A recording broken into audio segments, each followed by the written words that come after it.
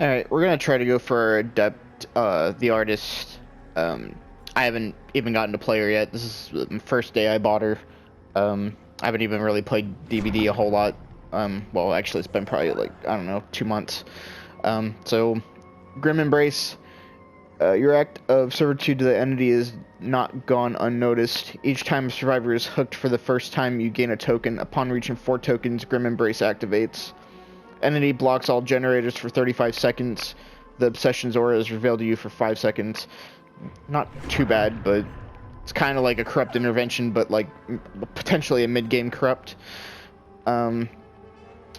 Second perk, Hex Pentimento. You reveal true power of the totems hidden within their remains. You see the aura of destroyed totems. You can perform a ritual on a destroyed totem to rekindle it as a hex totem for Hex Pentimento. For each hex totem active at the same time, Hex Pentimento gains an additional effect. I'm probably saying that wrong, but I don't really care. One hex totem decreases their repair speed by 25%. 2 hex totems decrease their healing by 25%. 3 hex totems decrease the recovery speed from being down by 25%, and 4 decreases survivor exit gate opening speed by 25. When there's 5 hex totems, all totems are blocked by the entity. When a previously rekindled hex totem is removed by any means, its remains are consumed by the entity and it cannot be rekindled again.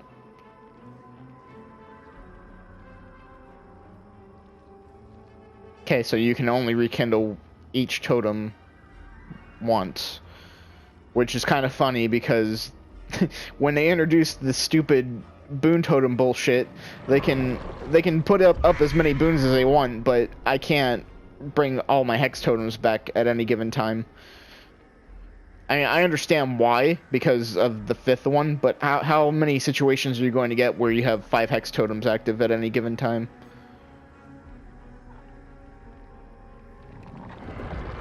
Scourge Hook Pain Resonance. Overwhelming pain reverberates outwards into chaos. At the start of the trial, up to 4 random hooks are changed into Scourge Hooks. You see their auras in white. Anytime a survivor is hooked on a Scourge Hook, the generator with the most progress explodes, instantly losing 12% progress, and will start to regress. Survivors repairing the generator will scream, revealing their location. So what I don't understand about this one is, okay, I get that they scream if they're on the generator, but does that give them the incapacitated status effect to the point where they can't get back on the gen? Because that would actually be really good, in my opinion. I know this perk in particular, for a little while, was a bit of a fan favorite amongst most of the killer mains. I don't know if it's in the meta anymore, so to speak, because I don't really keep up too much. But, we'll have to see how it goes. I actually think this one might help us with tracking. This is actually a fairly decent tracking perk. So, add-ons, because I always forget to do the add-ons. And we're going with some like mid-tier, actually maybe even some low-tier add-ons, because I don't want to use up all my rares and iridescents, because I don't really have much in the way of them. Oh Grief, Oh Lover. When Dire Crows swarm a survivor, it affects them with the exhausted status effect. I thought this would be good to run for the simple fact that it takes Dead Hard out of the equation if I'm in chase. So if I can get a health state and then get crows on them, I won't have to worry about Dead Hard at all. I don't even know if I'm gonna have to worry about Dead Hard with the MMR that I'm in, but yeah, it is what it is. Untitled Agony. When Dire Crows swarm a survivor, it affects them with the hindered status effect for 1.5 seconds.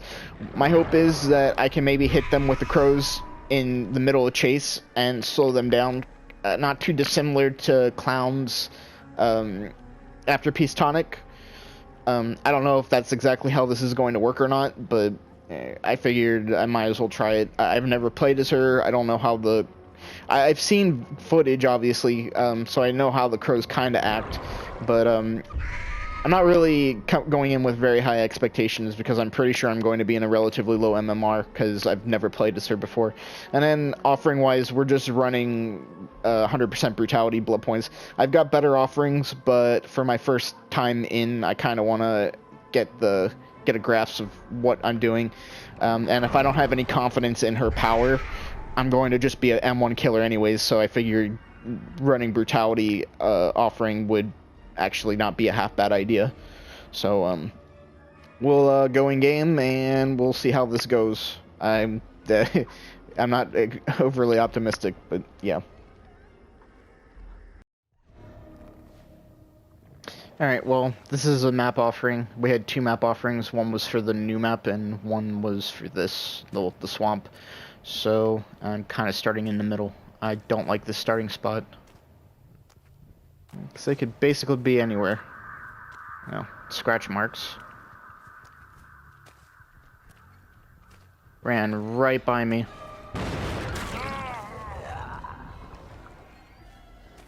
Well, he's got no progress on that gen, because, of course.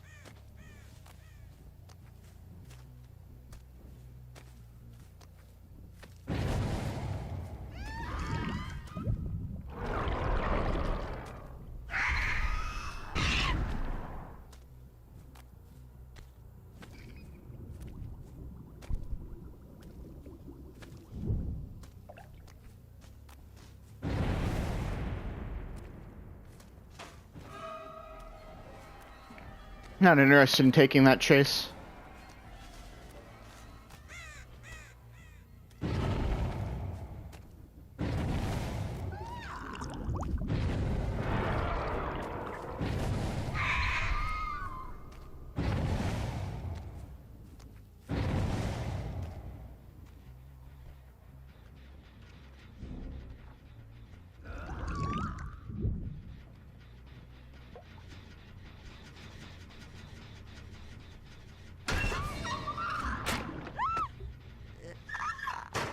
Heard a locker.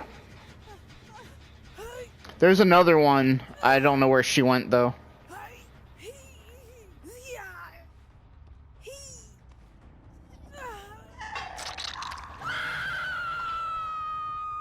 Go up and hit this gen at least. Oh. I swear I heard someone on this still.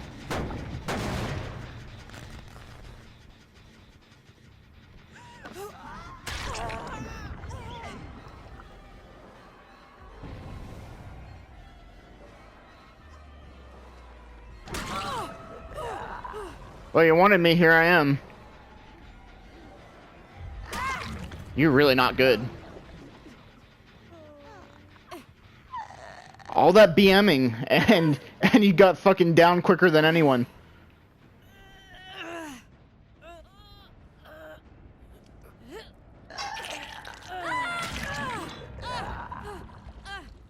Dipshit.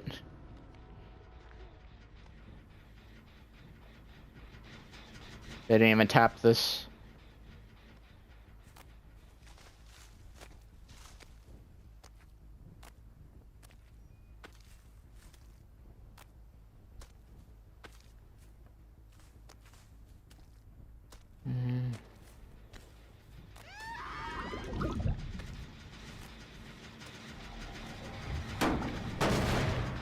Apparently I saw someone.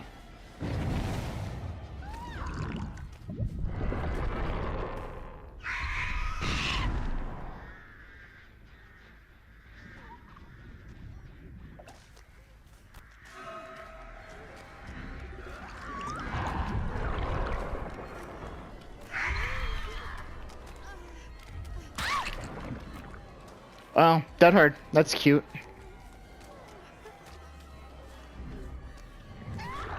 Mm-hmm. Go ahead, camp it. Oh, wow. Alright.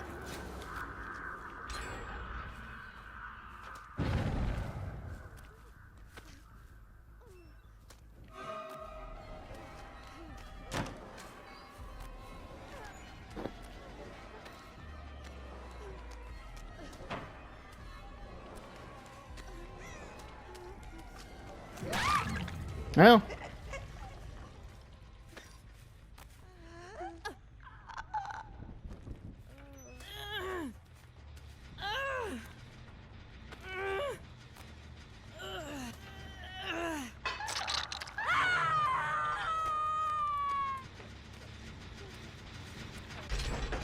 Oh, okay.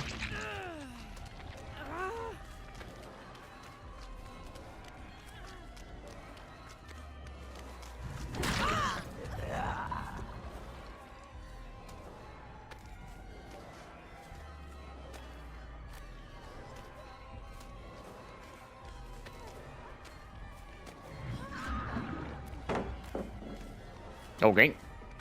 I wasn't even anywhere near her, but that's fine. Thought I saw a bill hiding behind her.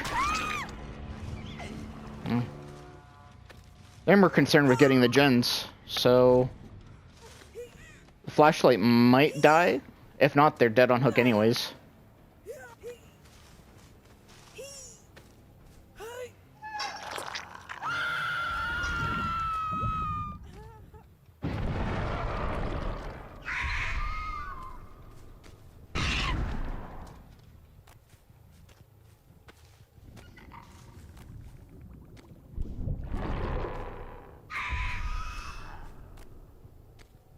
Got a hit on him.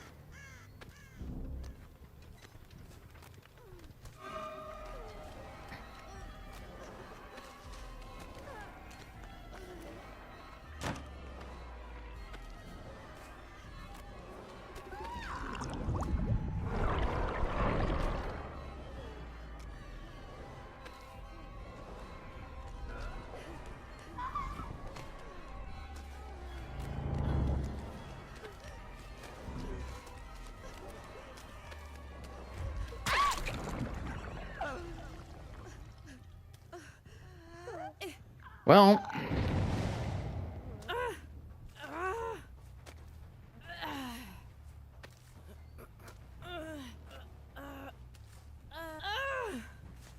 Goodbye.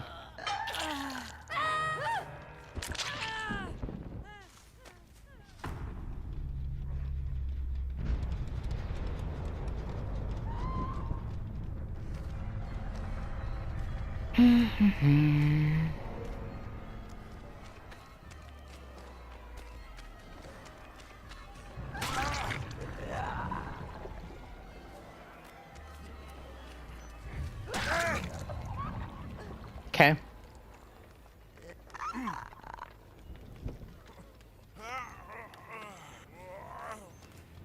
I'll just put him here.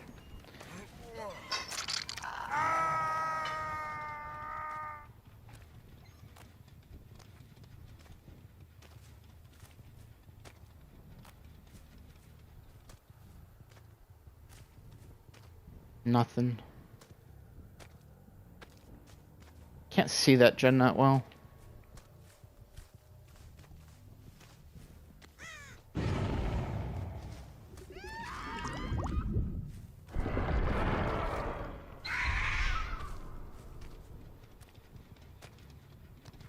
No.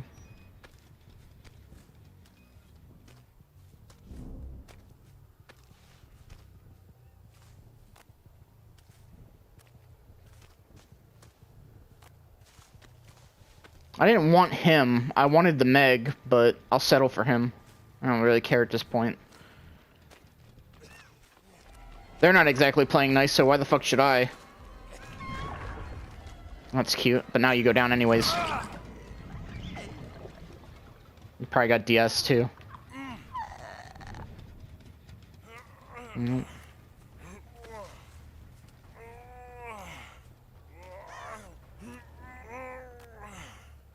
Oh, stop it.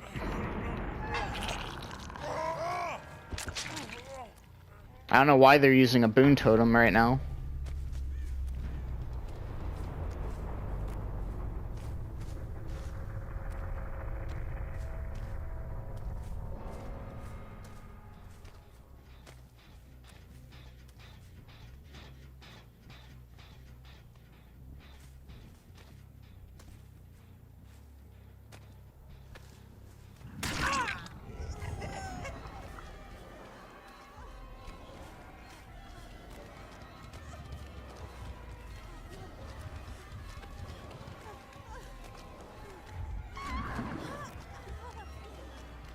trying to bait out a dead heart and I kind of lost track of my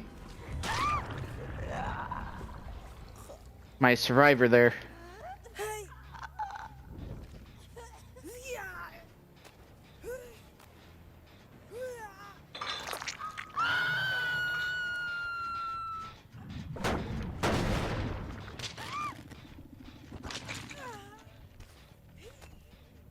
I don't know where the other one is. It's another Meg, though, with the toolbox.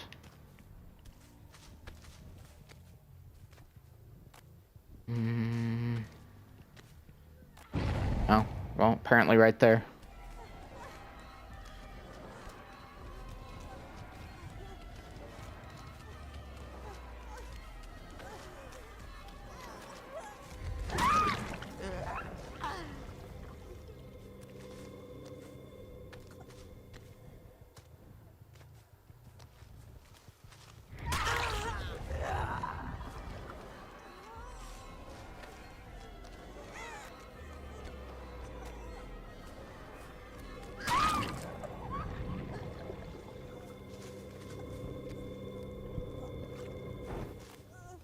Thanks.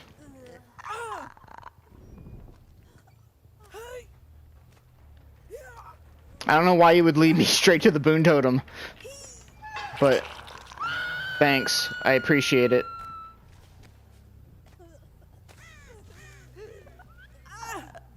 Maybe a DS? No. I think I'd still make that. It's gonna be really close. It's gonna be dangerously close, but I think I get it. Yeah. And it's basically an M1 killer there. But, whatever. Pretty sure that's enough for our, Adept. Did it in 2 tries. That first game pissed me off something fierce. Like, this one was kind of annoying, especially with the flashlight. I don't understand why you BM when you're not good. At least the people in the first game were good. How much did I miss Iridescent by? 5? Okay, I don't know what else I could have done there, but that's fine, I guess.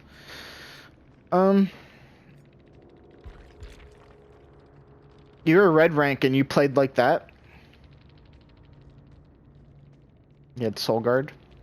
I really didn't get to use very many perks. I didn't get to use the Hex because they didn't destroy any dull totems. They were using the dull totems for boons. I think I got some value out of Grim Embrace, but I'm not sure. I'm sure it triggered, but I don't know when it triggered. I couldn't tell you. I got some value out of the Scourge Hook, but not nearly as much as what I would have liked. The problem with the Scourge Hooks is they randomly spawn. So depending on where you down a survivor, you're not going to be able to get to use your perk. And I got a couple of basement hooks. Obviously it was a joke, but Scott Jund did a video where he did basically a fake patch notes and said a whole bunch of things that actually would make the game better, and one of those was making the basement hooks automatically be Scourge hooks, and I kind of agree with that. I like that idea. You should be rewarded for, basement hooks. So if you have a Scourge hook, Scourge perk, those 4 hooks should automatically just be Scourge hooks and not actually count towards the number of Scourge hooks that you have. Because I'm pretty sure you only have, 4? Yeah. So those 4 hooks plus 4 other random hooks, that would make the most sense to me, but the problem is that makes too much sense. So heaven forbid if killers get to use their perks. These motherfuckers got to use their perks. This one didn't even... Oh, it was just Circle of Healing?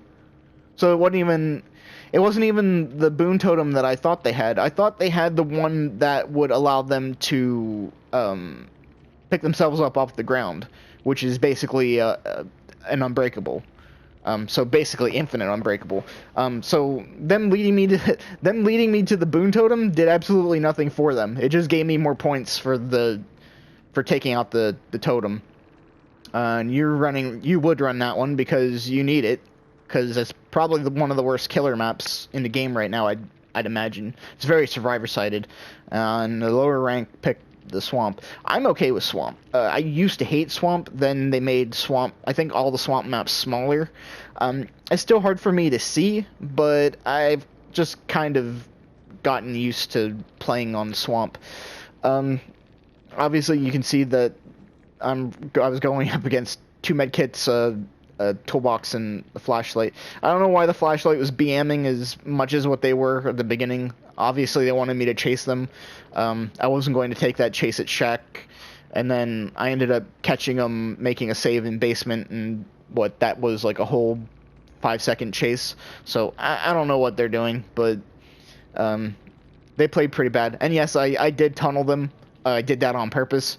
I did that by design, because if you want to BM me, then I'm going to BM you right back, and BMing for me is basically tunneling. Also, they had a DS. I don't know if they missed their DS or if they were just saving it for later, but they didn't get to use it, and I was definitely tunneling them. So I don't know if they missed their skill check or if they were just trying to save it for later and strategy or what, but at least I don't recall getting DS'd. And there's, only one DS in this game? Yeah, so that I'd expect that, someone bullying because while running a DS, like, I just don't understand the survivor's mindset. Like, they run all these perks so that they can bully, and I'm sure they're probably salty about dying, but especially only getting 13,000 blood points. But then don't bully the killer, because the thing with me and bullying is, if you're bullying, you better back it up. Like, you need to be you need to actually be good at it in order to do it, because if you're not, and you end up becoming the nail and get hammered and then get salty about it, well, that's your fault. That's on you. I play typically the way that survivors play me. So if you're going to be a dick to me and BM me and all that bullshit and bring flashlights into my game, because I can't use Lightborn, because if I use Lightborn, you're just going to rage quit on me anyways. So if I can't have a legitimate game when running things like Lightborn and all that, then maybe you should just play clean. Like, it's that simple. Like, I'll play you clean if you play me clean. If you want to play dirty, then I'll throw the quote-unquote rule book out the window. Like, I don't really give a shit. Especially when I'm just trying to play this game to have fun. Like, if you're gonna try and ruin my fun, I'll just ruin your fun too, especially if you're bad at it, like this guy was. Either way, that's our Adept. I'm probably gonna play one more game, but not as Artist. It's the problem I'm having right now with the new killer is the same problem I had with Pinhead. Pinhead's fun to play as. I actually don't mind playing as Pinhead, but I'm not good with the power. And while I did get some value out of it, it wasn't nearly as much value as what I would have liked. So it just is what it is. Moving on.